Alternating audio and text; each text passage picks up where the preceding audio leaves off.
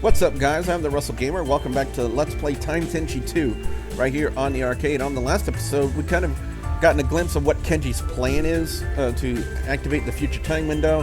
And as you guys can see, we kind of now see what Tessa's time suit is going to look. And let's just say she is 3 shades of pissed off.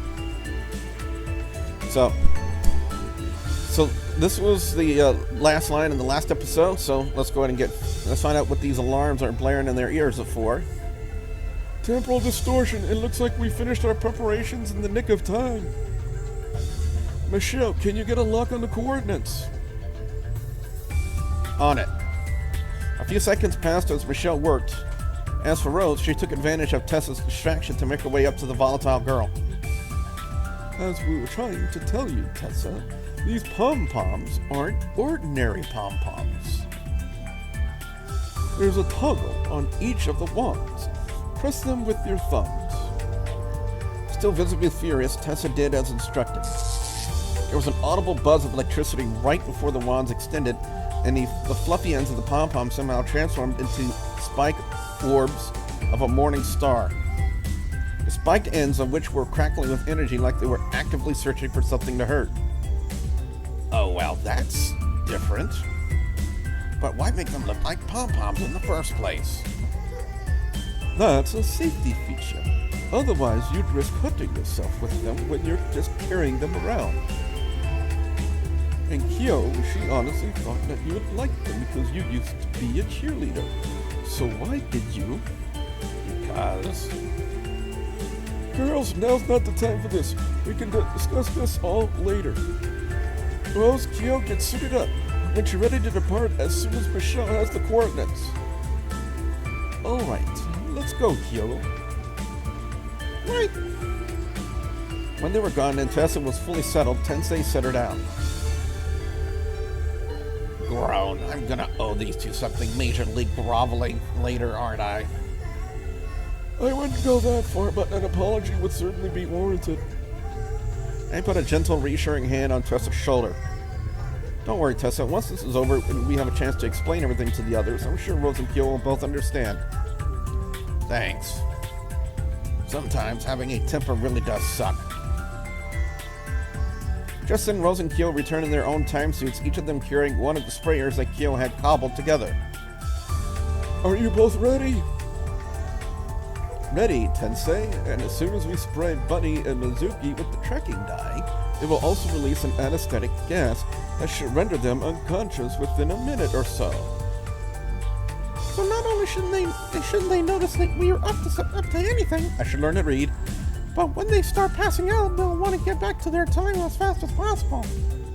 So hopefully we'll be able to send them back before they can accomplish whatever they're trying to do. Let's hope so. Michelle, have you got a lock on the coordinates? Again, I apologize for the crying in the background. Got him, Gramps. According to these readings, Mizuki and Bunny are somewhere in the Mayan city of Palin. I hope I'm pronouncing that correctly. I'm sure there's a guy, I forget his name, like something Prime, but he's been watching these videos as of late, and he said he's part of the writing. So if I pronounced that correctly, please let me know in the comments below.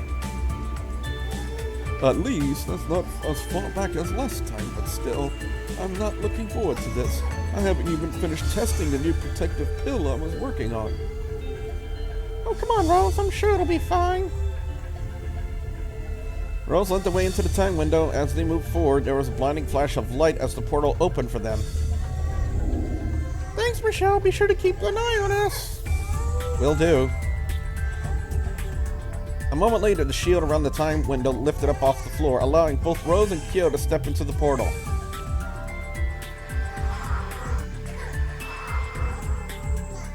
As the shield once more lowered into place, Michelle went to work. I'm bringing them up on the monitor. Good, now all that's left to do is watch and wait. I really hope this isn't as bad as the last time. Come on, Rose, why don't you just relax and enjoy the trip? I'm not the one who hates the trip. It's my back that hates all this added weight we're about to put on. It's just too bad we can't be there to watch Tessa's first trip. I'd love to see how mouthy She has wed.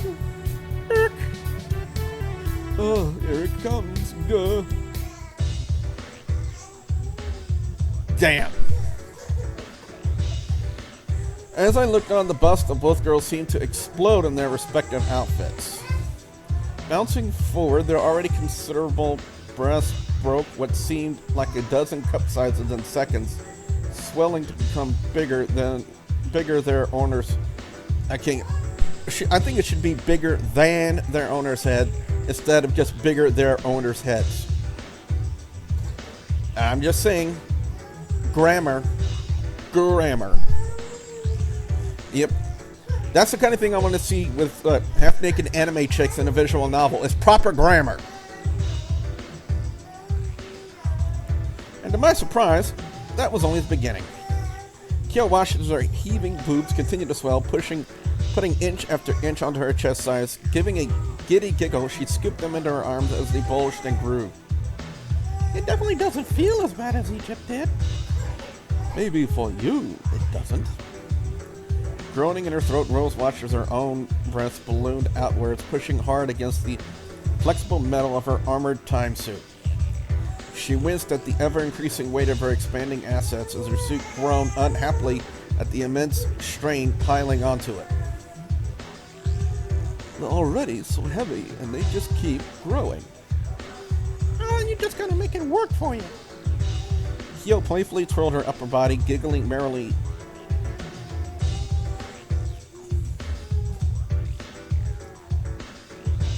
I'm gonna edit this part out, but he's been whining. You notice it's not a cry, it's a whine.